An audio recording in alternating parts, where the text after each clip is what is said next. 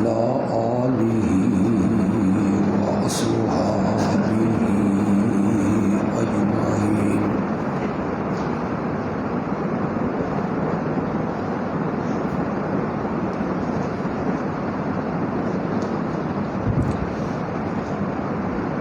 أما بعد فأعوذ بالله من الشيطان الرجيم.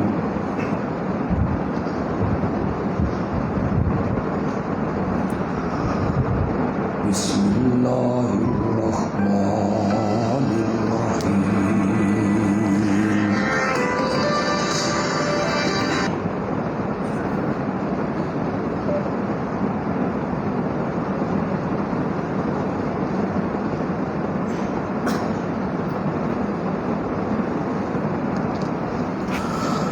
أعوذ بالله من الشيطان الرجيم. بسم الله الرحمن الرحيم.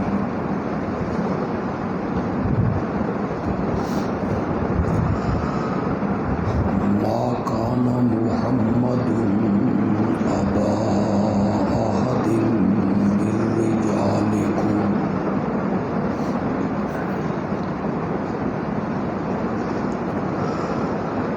ولكن رسول الله وخاتم النبيين.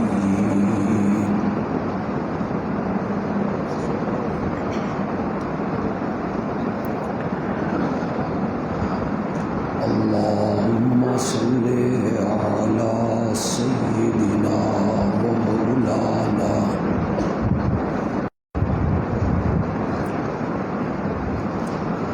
محمد النبي الأمي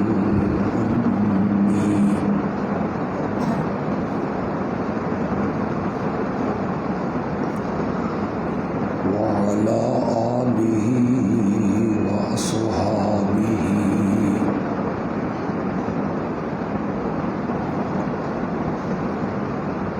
وأزواجه وأهل بيته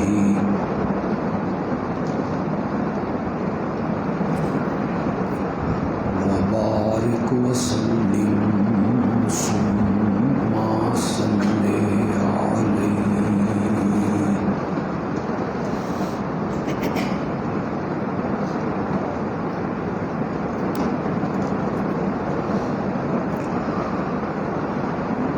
امام الانبیاء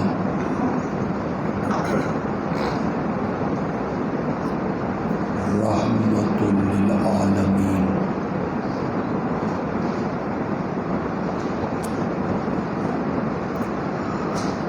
حضرت سیدنا محمد رسول اللہ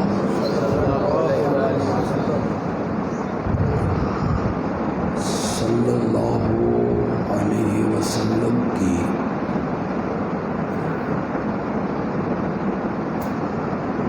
ختم نبوت کا عقیدہ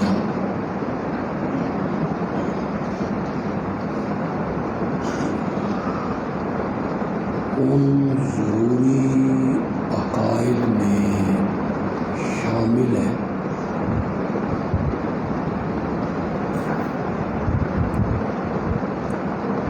جس کو تسلیم کرنا اور جسے ماننا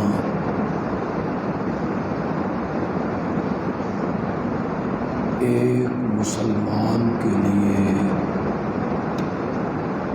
لازم اور ضروری ہے.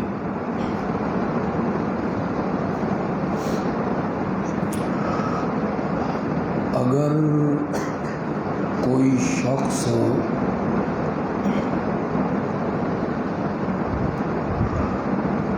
اللہ کی توحید کو مانتا ہے،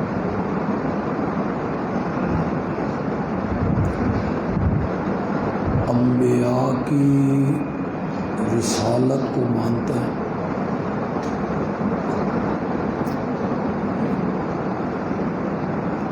نبی اکرم صلی اللہ علیہ وسلم کی نبوت کو مانتا ہے،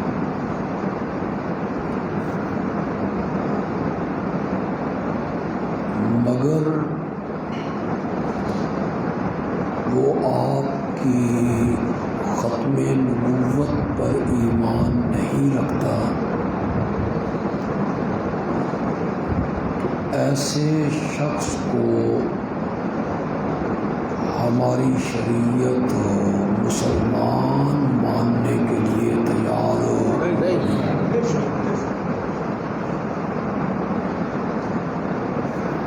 سونا نہیں۔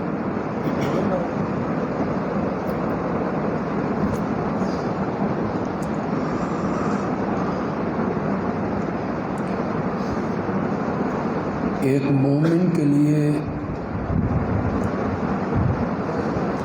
لازم ہے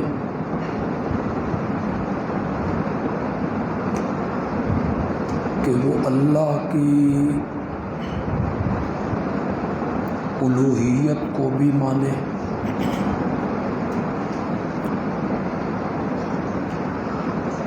تمام انبیاء کی رسالت کو مانے،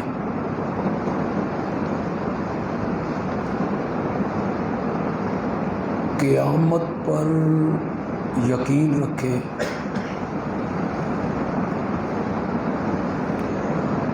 اس کے لیے ضروری ہے کہ وہ نبی اکرم صلی اللہ علیہ وسلم کی ختم نبوت پر بھی ایمان رکھے۔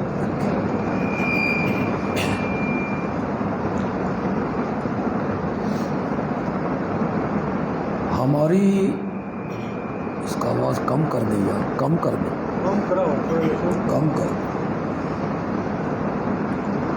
ہماری جو اصول فقہ کی کتابیں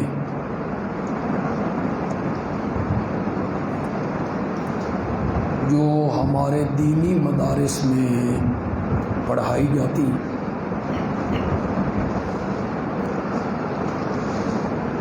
ان میں پہلا اصول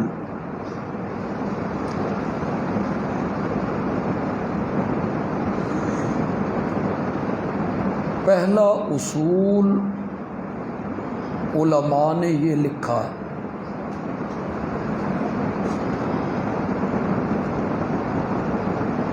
کہ کسی عقیدے کو، نظریے کو، مسئلے کو ثابت کرنا ہے تو اس کے 4 دلائل ہیں۔ کتنے دلائل ہیں؟ 4۔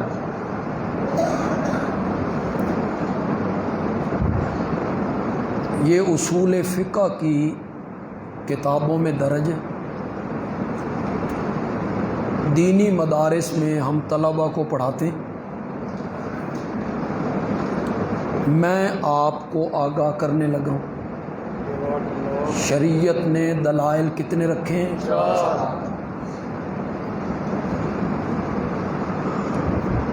ان 4 دلائل میں پہلی دلیل ہے کتاب اللہ۔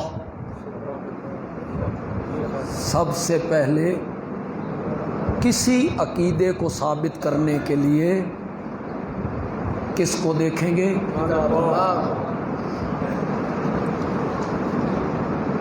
قرآن اس بارے میں کیا کہتا ہے؟ اگر قرآن اسے بیان کر دے تو پھر کسی دوسری دلیل کی کوئی ضرورت نہیں۔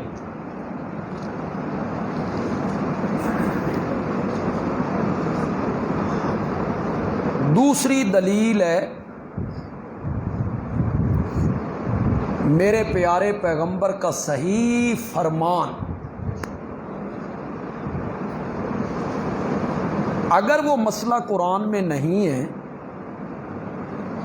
تو دوسرے نمبر پر ہم دیکھیں گے کہ صاحب قرآن نے کیا کہا ہے، حدیث، صحیح حدیث۔ اور تیسری دلیل ہے اجماع امت۔ جس مسئلے پہ امت کے علماء کیا ہو جائیں. انہوں نے کس مسئلے پہ متفق ہونا ہے جو قرآن میں بھی نہیں ہے، حدیث میں بھی نہیں ہے؟ تو پھر اس اجماع کو دیکھیں گے، اور اجماع امت میں سب سے اعلیٰ اجماع ہے اجماع صحابہ، جس مسئلے پہ سارے صحابہ کیا ہو جائیں. اور اگر کوئی چیز قرآن سے بھی ثابت نہیں ہے، حدیث سے بھی ثابت نہیں ہے، اجماع امت بھی نہیں ہے، تو پھر چوتھا درجہ ہے قیاس، کہ جو مسئلے قرآن حدیث اجماع سے ثابت ہیں اس نئے مسئلے کو بھی ان پر کیا کرو. یہ قیاس میں نہیں کر سکتا، یہ قیاس مجتہد کرے گا. اگر تمہیں سمجھ نہیں آئی تو یہ قیاس امام اعظم امام ابو حنیفہ کرے. اس کا علم میں اتنا درجہ ہو کہ وہ مجتہد ہو، یعنی وہ قرآن و حدیث سے مسائل نکال سکتا ہے، اس درجے کا علم ہے اس کے پاس. تو یہ 4 دلیلیں ہیں، 5ویں کوئی دلیل نہیں شریعت میں. کچھ سمجھے بھی ہو کہ کوئی نہ. یہ جو لوگ کہتے ہیں نا فلاں بزرگ نے لکھا ہے یا فلاں پیر صاحب کو خواب آیا تھا، یہ بزرگوں کا لکھنا اور پیروں کے خواب یہ کوئی دلیل نہیں ہے. یہ ہماری کتابوں میں، تمام مدارس کی کتابوں میں یہ بات طلباء کو پڑھائی جاتی ہے کہ شریعت کے دلائل کتنے ہیں، 4. اس کے علاوہ کوئی دلیل نہیں. فلاں بزرگ کو کشف ہوا، فلاں بزرگ کو الہام ہوا، فلاں بزرگ کی کرامت ہے، فلاں بزرگ کو خواب آیا، فلاں بزرگ کا قول ہے. بزرگ کا قول دین میں حجت نہیں ہے، اسے بطور دلیل آپ پیش نہیں کر سکتے. اسے بطور دلیل آپ پیش کریں، بطور دلیل آپ پیش نہیں کر سکتے. 4 دلائل ہیں، قرآن، حدیث، اجماع امت، قیاس. تھوڑے سے وقت میں میں اپنے آقا کی ختم نبوت پر ان 4 دلائل کو پیش کرنا چاہتا ہوں، ورنہ تو ایک ہی دلیل کافی. صرف قرآن کی دلیل ہو جائے تو پھر کسی دلیل کی ضرورت نہیں رہتی. لیکن نہیں، میں قرآن کے بعد آقا کی حدیث بھی پیش کروں گا، آقا کی حدیث کے بعد پھر کسی دلیل کی ضرورت نہیں رہتی. میں اس کے بعد اجماع امت اور اجماع کا سب سے اعلیٰ درجہ اجماع صحابہ وہ بھی پیش کروں. قیاس کو میں ایک اور رنگ میں پیش کر دوں گا. اس مسئلے میں قیاس تو ہو نہیں سکتا. قیاس تو اس مسئلے میں ہوتا ہے جس کا ثبوت قرآن و حدیث میں اجماع میں نہ ہو. سب سے پہلے اللہ کی کتاب ہے قرآن. میرے آقا کی ختم نبوت قرآن کی ایک آیت سے ثابت نہیں ہے. علماء نے کتابیں لکھ دی ہیں قرآن پاک سے، انہوں نے میرے آقا کی ختم نبوت کے لیے 100 آیتیں پیش کی ہیں. 100 آیتوں سے ثابت ہو رہا ہے کہ آپ پر نبوت کا دروازہ کیا ہو گیا. آپ کے بعد اب وحی لے کر جبریل نے نہیں آنا، کسی پر وحی نہیں اترنی، کسی نے نبوت کے درجے پہ فائز نہیں ہونا. یہ قرآن کی 100 آیتوں سے ثابت ہے. ایک آیت جو آیت ختم نبوت کہلاتی ہے، مجھے یقین ہے کہ آپ سب کو یاد ہوگی. اسے علماء پڑھتے رہتے ہیں، آپ بینروں پہ لکھا ہوا دیکھتے ہیں، اس کے اسٹیکر چھپتے ہیں، آپ کے دفتروں میں دکانوں میں وہ اسٹیکر لگے ہوئے ہوتے ہیں. سورۃ احزاب 22ویں پارے کی وہ آیت ہے، ما کان محمد ابا احد من رجالکم بند کر دو یار, تساں بہ جاؤ تلے یار, بہ جاؤ تلے. پہلے میں یہ بند کران لگا بھی انہاں دا شور پہ ہویا. بیٹھ جائیں آپ یار. ما کان محمد ابا احد من رجالکم, میرا محمد تم مردوں میں سے کسی کا باپ نہیں ہے. آپ کی بچوں میں کوئی جوانی کی عمر کو نہیں پہنچا, مرد نہیں بنا, بچپن میں انتقال کر گئے. میرا محمد تم مردوں میں سے کسی کا باپ نہیں ہے. آپ کا کوئی بیٹا جوانی کی عمر کو نہیں پہنچا. مشرکین بغلیں بجانے لگے کہ اب تو رب نے خود کہہ دیا ہے اس کا بیٹا کوئی نہیں, اور نام بندے کا زندہ رہتا ہے بیٹوں سے, بس یہ سارا رنگ اس کی ذات تک ہے, یہ دنیا سے چلا جائے گا, اس کا نام لینے والا کوئی نہیں ہوگا. تو اللہ نے ساتھ ہی کہا ولیکن رسول اللہ, میرا محمد تم مردوں میں سے کسی کا باپ تو نہیں ہے لیکن اللہ کا رسول ہے, اور قیامت تک جتنے لوگ اس کا کلمہ پڑھیں گے وہ سب اس کی روحانی اولاد کہلائیں گے. یہ ساتھ ہی کہہ دیا. پھر مشرکین کے ذہن میں یہ بات گئی, رسول ہوا تو کیا ہوا, پہلے رسول ہوتے نہیں رہے. حضرت موسیٰ بھی آئے, حضرت عیسیٰ بھی آئے, حضرت ابراہیم بھی آئے, حضرت یوسف بھی, حضرت یعقوب بھی. نبوت کا سکہ چلتا رہا, دنیا سے چلے گئے, کام ختم ہو گیا, تو یہ بھی دنیا سے چلے جائیں گے, تو ان کا نام لینے والا کوئی نہیں ہوگا. اللہ نے فرمایا وخاتم النبیین, یہ جانے کے لیے نہیں آیا, یہ تو رہنے کے لیے آیا. ہم نے ان پر نبوت کا دروازہ کیا کر دیا, ان کے بعد کسی نبی نے نہیں آنا, اس کے بعد کسی رسول نے نہیں آنا. یہ کتنی واضح آیت ہے جی, میرے آقا کی ختم نبوت کو ثابت کر رہی. کتنی واضح آیت ہے, اس سے واضح آیت کیا ہو.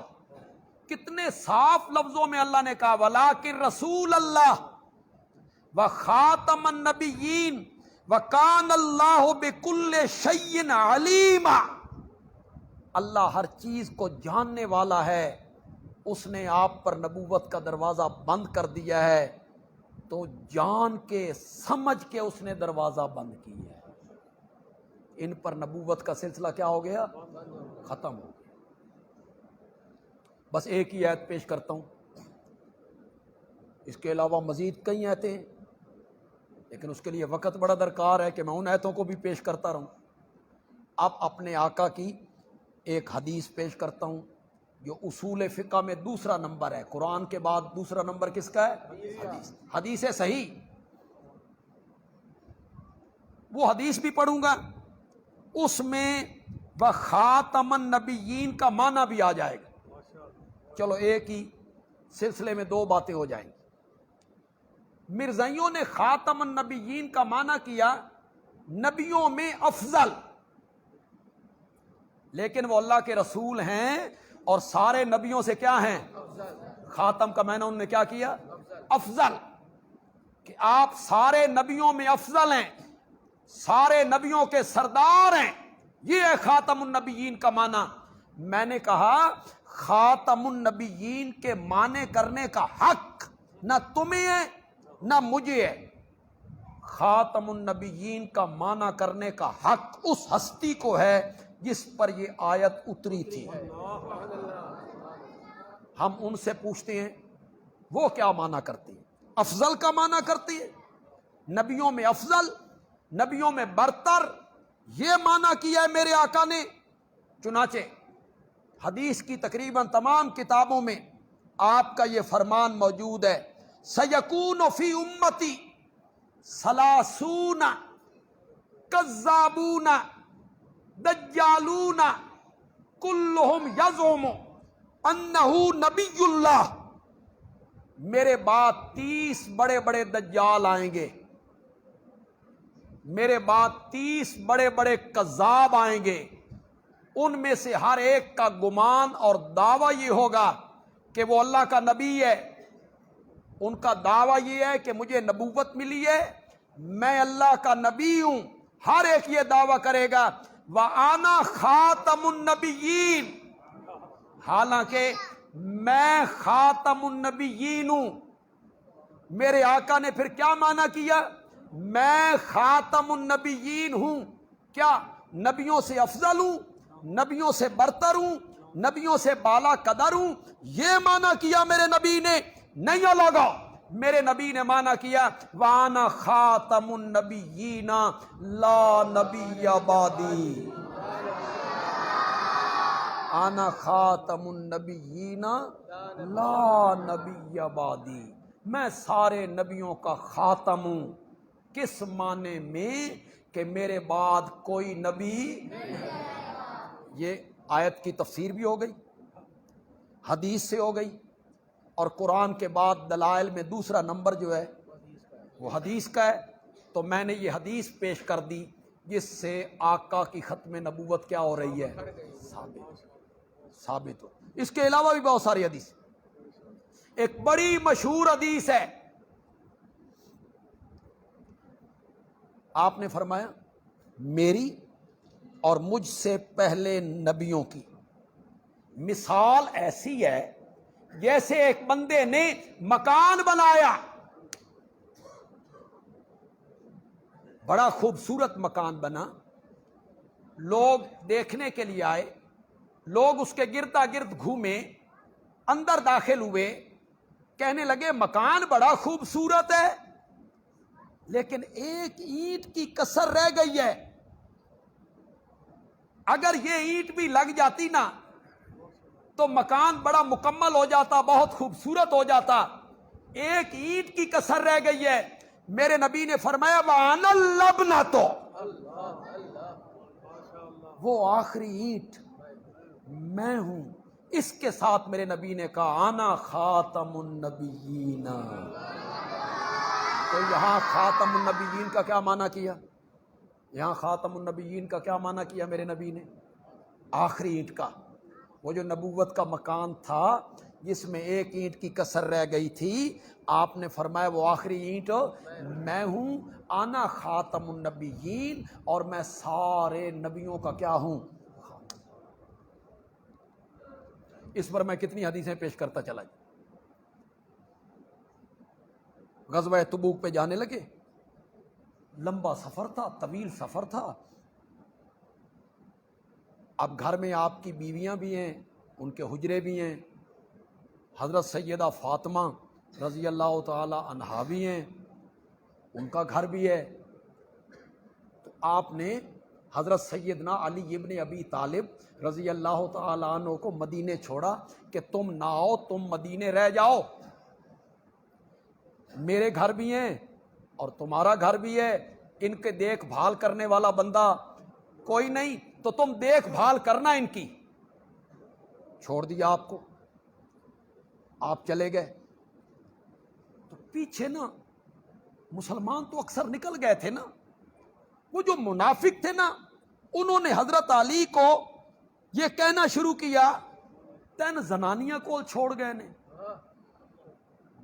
یہ تم ہی کسے کام دا ہوندا تے تین نال نہ لے جاندے۔ زج کیا، تمسخر اڑایا، تجھے گھر کے کام کاج کے لیے چھوڑ دیا ہے، تمہیں ساتھ نہیں لے کے گئے۔ حضرت علی رضی اللہ تعالیٰ عنہ پریشان ہوئے، تیز رو سواری لی اور سواری لے کے لشکر کو پیچھے جا لیا۔ انہوں نے اٹھا دو، انہوں نے بھی اٹھا دو۔ میری طرف دیکھیں، آپ میری طرف دیکھیں، میری طرف دیکھیں ذرا، میں جلدی ختم کروں گا۔ ذرا قرآن حدیث بیان ہو رہا ہو تو اس میں سونا جو ہے نا، یہ میں سمجھتا ہوں توہین کے زمرے میں آ کہ ہم نہیں سننا چاہتے یا ہم اس موڈ میں نہیں، تو تھوڑی سی ہمت کریں یار، یہ سونا کوئی اچھی بات نہیں ہے قرآن و حدیث کے بیان کرنے۔ ہاں اگر زیادہ نیند تنگ آ رہی تو آپ جا بھی سکتے ہیں، کوئی تقریر سننا فرض بھی نہیں، واجب بھی نہیں ہے، فرض بھی نہیں ہے، آپ نے نہ سنی تو آپ گناہگار ہو جائیں گے، گناہگار بھی آپ نے نہیں ہونا، کوئی بات نہیں، لیکن بیٹھنا ہے تو پھر ذرا ہمت کرو یار، حالت 8:45 انہیں، یہ جو آپ سوتے ہیں نا، یہ مجھے اطلاع ہوتی ہے بھئی تو بس کر، اسی اگ گئے ہیں، بس کرو تو ساری جان چھوڑ، محسوس مجھے ایسے ہوتا ہے۔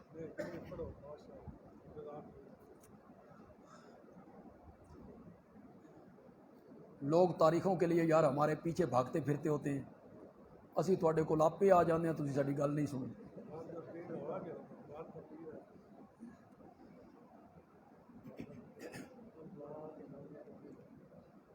گھر کی مرغی دال برابر۔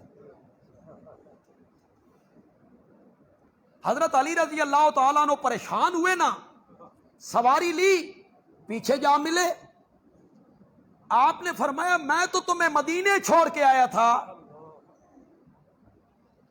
تم یہاں کہاں؟ یا رسول اللہ، ہر بندہ تانا مارتا تھا بے تین زنانیاں کول چھوڑ گئے نے، تو میں یہ تانے سن نہیں سکتا تھا، میں جہاد کرنے کے لیے آ گیا ہوں۔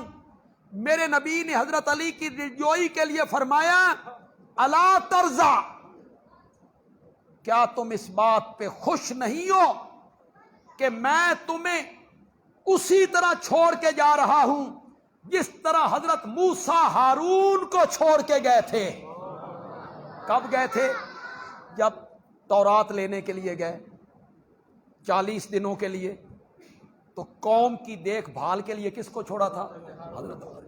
حضرت ہارون بڑے بھائی تھے حضرت موسیٰ کے، 3 سال عمر میں بڑے تھے اور نبی بھی تھے، تو میں تمہیں اس طرح چھوڑ کے جا رہا ہوں۔ حضرت علی کی فضیلت کے بارے میں یہ بہت زبردست دلیل ہے، زبردست دلیل۔ جس طرح حضرت موسیٰ ہارون کو چھوڑ کے گئے، میں تمہیں اسی طرح چھوڑ کے جا رہا ہوں۔ فوراً میرے نبی کے ذہن میں آیا، میں نے حضرت علی کو تشبیہ دے دی ہے ہارون سے، ہارون تو نبی تھے، تو کوئی بندہ اس کو بطور دلیل پیش نہ کرے کہ جس طرح ہارون نبی تھے اسی طرح حضرت علی بھی نبی ہیں، کہ آپ نے حضرت علی کی مثال دی ہارون کے ساتھ، میں تجھے اس طرح چھوڑ کے جا رہا ہوں جس طرح حضرت موسیٰ حضرت ہارون کو چھوڑ کے جا رہے تھے۔ تشبیہ دی آپ نے، خطرہ پیدا ہو سکتا تھا کہ کوئی حضرت علی کی نبوت کا قائل نہ ہو جائے، میرے نبی نے فوراً کہا میں تجھے اس طرح چھوڑ کے جا رہا ہوں جس طرح موسیٰ ہارون کو چھوڑ کے گئے تھے، الا انہ لا نبی بعدی، مگر یہ بات ذہن میں رہے میرے بعد نبی، میرے نبی نے فوراً تردید کر دی، یہ بات ذہن میں رہے کہ نبوت کا سلسلہ مجھ پر کیا ہے؟ تیسری دلیل ہے اجماع امت، امت کے علماء کسی بات پہ متفق ہو جائیں تو وہ بھی ایک مستقل دلیل ہے، اور اجماع امت میں سب سے اعلی اجماع جو ہے وہ اجماع صحابہ ہے، صحابہ متفق ہو جائیں۔ میرے آقا کی ختم نبوت کے مسئلے پر صحابہ کا جو پہلا اجماع ہوا، سارے صحابہ متفق ہوئے، وہ میرے آقا کی ختم نبوت پر متفق، ایک صحابی نے بھی اختلاف نہیں کیا۔ کب؟ جب مسیلمہ نے نبوت کا دعویٰ کیا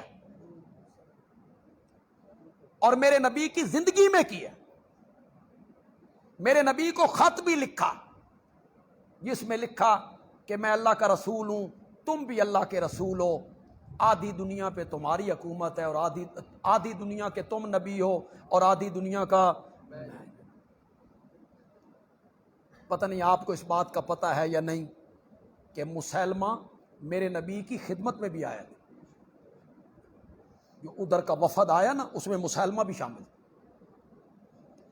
चौधराहट थी ना दिमाग में, सरदारी चाहता था, चौधराहट चाहता था।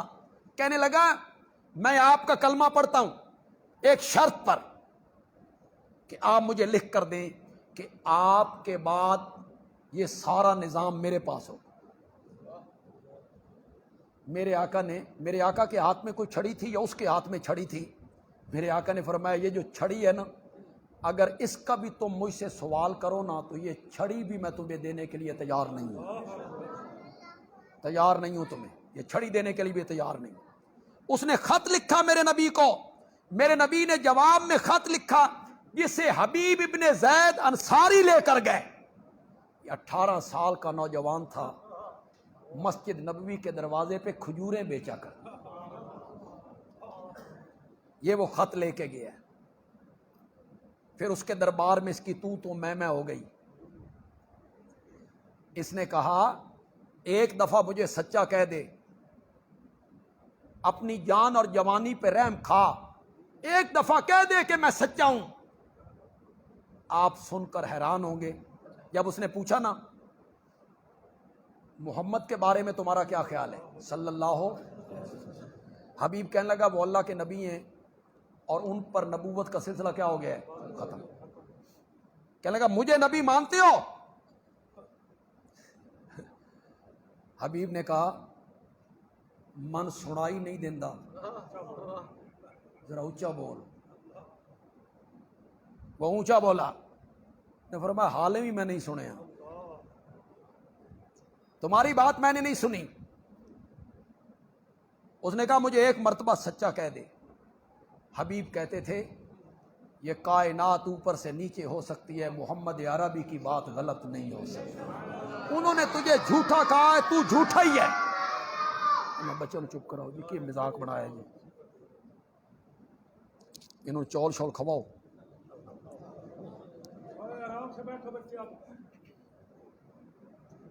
तुझे झूठा कहा है, मैं तुझे सच्चा नहीं कह सकता। तारीख की किताबों ने लिखा उसने कत्ल नहीं किया, उसने उंगली का ये पोर काटा हबीब का। काटने के बाद कहा अब बोलो। हबीब कहते हैं मन सुनाई नहीं देता। फिर ये काटा, फिर ये काटा, फिर यहाँ से, फिर यहाँ से, फिर यहाँ से, फिर पाँव की उंगलियाँ, फिर टखने, फिर घुटने, फिर नाफ, पेट। हर दफ़ा पूछता था, एक दफ़ा मुझे सच्चा कह दे।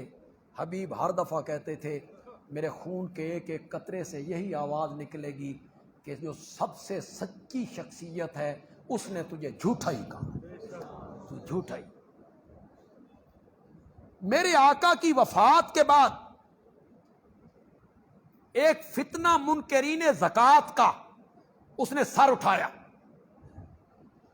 वो कहने लगे हम नमाज पढ़ेंगे, रोजे भी रखेंगे, ज़कात नहीं देंगे। काफरों से लेते हो तो टैक्स नाम रख देते हो, और मुसलमानों से लेते हो तो उसका नाम ज़कात रख देते हो। हम ज़कात नहीं देंगे। एक फितना खड़ा हो। रूम के मुकाबले में शाम की तरफ एक लश्कर मेरे नबी ने रवाना किया था। इंतकाल की खबर सुन के वो लश्कर वापस आ गया था, उसे भी रवाना करना था। 2, तीसरा फितना क्या खड़ा हुआ, झूठे मुद्दईयान नबूवत मुसैलमा, उसको मानने वाले हजारों आदमी। 3 फितने एक ही वक्त में खड़े हुए, और खड़े उस वक्त हुए नबी पाक का इंतकाल हो चुका है और सहाबा बड़े परेशान हैं और गमगीन हैं। क्यों जी? लीडर तो मैं नहीं कहूँगा कि ये बहुत कम तर लफ्ज़ है, कम तर लफ्ज़ है। एक कायद वो दुनिया से चला जाए तो कारकुनों की क्या हालत होती है, क्या हालत होती है कारकुनों। और मेरा नबी तो सिर्फ कायद नहीं, सबसे बड़ा कायद, सबसे बड़ा कायद। सहाबा के हौसले पस्त हैं। सारे सहाबा इस तरफ माइल हैं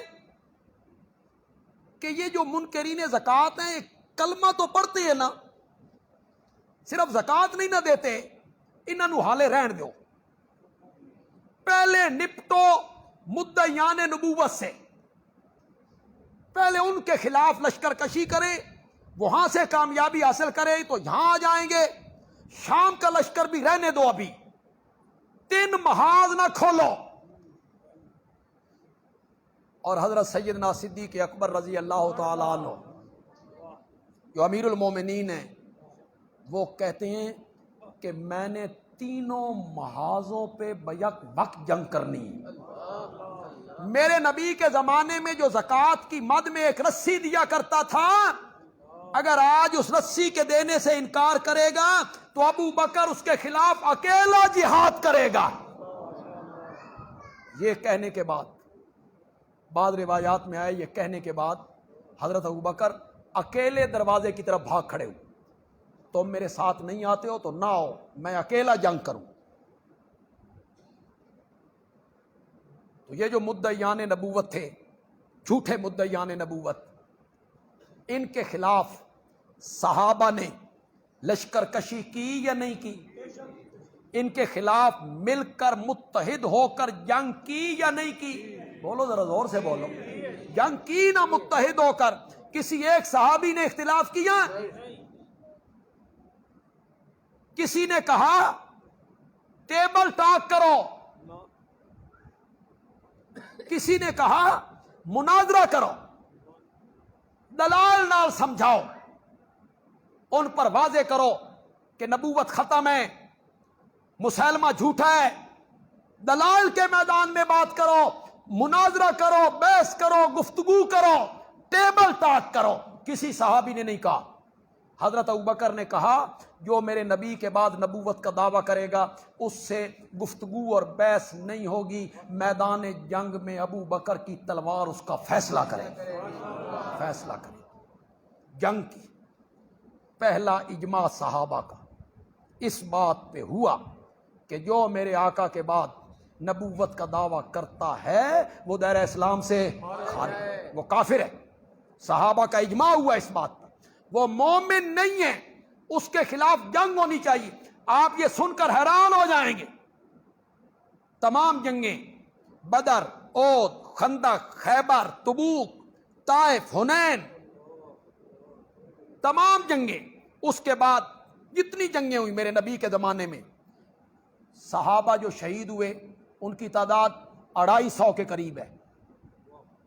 پوری جنگوں میں 250 کے قریب صحابہ شہید ہوئے، اور جھوٹے مدعیان نبوت کے خلاف جو لشکر کشی ہوئی، اس ایک جنگ میں 1200 صحابہ شہید ہوئے۔ ختم نبوت کے تحفظ کے لیے جو صحابہ شہید ہوئے ان کی تعداد کتنی تھی؟ 1200۔ پہلا اجماع صحابہ کا اس بات پہ ہوا کہ جو میرے نبی کے بعد نبوت کا دعویٰ کرے گا وہ مومن اور مسلمان نہیں، آپ پر نبوت کا سلسلہ کیا ہے؟ یہ 3 دلیلیں میں نے دے دی، قرآن سے، آقا کے فرمان سے، اور اجماع صحابہ سے۔ ہم امام اعظم کے مقلد ہیں۔ امام اعظم امام ابو حنیفہ رحمت اللہ علیہ کے ہم مقلد ہیں، تقلید کرتے ہیں ہم۔ تقلید کا یہ معنی نہیں ہے کہ وہ قرآن و حدیث کے خلاف کوئی بات کریں تو ہم ان کی بات مانیں، نہیں۔ حجت قرآن و حدیث ہے۔ قرآن و حدیث کے مفہوم کو سمجھا دینا اور اس سمجھ پہ عمل کر لینے کا نام کیا ہے؟ تقلید۔ ہم مقلد ہیں، حنفی کہلاتے ہیں، حنفی۔ ہمارے لیے امام کا قول حجت ہے۔ امام اعظم امام ابو حنیفہ رحمت اللہ علیہ نے فرمایا کہ اگر کسی بندے نے نبوت کا دعویٰ کیا، میں نبی ہوں، مجھ پر وحی اترتی ہے، اور کسی بندے نے اس سے دلیل مانگی، تو نبی ہے، کوئی دلیل، تو نبی ہے، کوئی نشانی، تو نبی ہے، کوئی آیت، کوئی برہان، امام صاحب کہتے ہیں نبوت کا مدعی تو اپنی جگہ پہ رہ گیا، مدعی نبوت سے دلیل مانگنے والا بھی کافر ہو جاتا ہے۔ اس نے میرے آقا کی ختم نبوت میں شک کیوں کی؟ کیوں دلیل مانگی؟ اسے تو پہلے مرحلے میں کہنا چاہیے تھا کہ میرے آقا پہ نبوت کا دروازہ کیا ہو گیا ہے؟ بند۔ ان کے بعد کسی نبی نے نہیں آنا۔ مجتہد کا قول بھی ہمارے پاس ہے، قرآن بھی ہمارے پاس ہے، حدیث بھی ختم نبوت پہ ہمارے پاس ہے، اجماع صحابہ بھی ہمارے پاس ہے، اور امام اعظم کا قول بھی ہمارے۔ عقل کے معیار پہ ایک بات تول لیتے ہیں، آخری بات ہے، اس کے بعد ختم کر دیتے ہیں۔ اس کو میں نے قیاس کی جگہ رکھ لیا ہے جی، عقل کا معیار جو ہے نا، اس کو میں نے قیاس کی جگہ پہ رکھ لیا۔ لیکن یہ بات جو میں کہنا چاہتا ہوں ایسے نہ ہو، یہ لطیفتاً ہے، بات لطیفے والی ہے، لطیفے والی۔ تو لطیفہ وہ نہیں ہوتا بھی دسنا پوے میں لطیفہ بیان کر رہا تھا ہسو۔ لطیفہ خود لوگوں کو مجبور کر دیتا ہے تھوڑا سا دل لگی کرنے پر۔ ذرا آپ غور سے میری اس عقلی دلیل کو سنیں گے۔ بندیالوی کہتا ہے اگر نمازاں پڑھنیاں نے 5 تے روزے رکھنے نے جون جولائی دے او بھی 3 تے یخ بستہ سردیاں دی راتاں دے اندر صبح دی نماز تے عشاء دی نماز وچ وضو کرنا ہی کرنا ہے۔ یہ وضو بھی کرنا ہے ٹھنڈے پانی نال سردیاں، رمضان دے روزے بھی 3 رکھنے تے روزے بھی جون جولائی مئی دے تے نمازاں بھی 5 پڑھنیاں۔ اے سارے کم اگر انہی کرنے پھر آمنہ دا لال ٹھیک نہیں، مرزے دی کیڑی ضرورت ہے؟ کسی نئے نبی کی کیا ضرورت ہے؟ نیا نبی آئے، نئی شریعت لائے، وہ کہے بھائی نمازاں ہو گئی ہیں یہ 2 تے سردیاں چ وضو معاف تے روزے میں کر دیتے جے جنوری دے، کرو موجاں۔ پھر تے کوئی گل ہے تو پھر بھی جھوٹا ہے، تو پھر بھی وہ جھوٹا ہے، کذاب ہے۔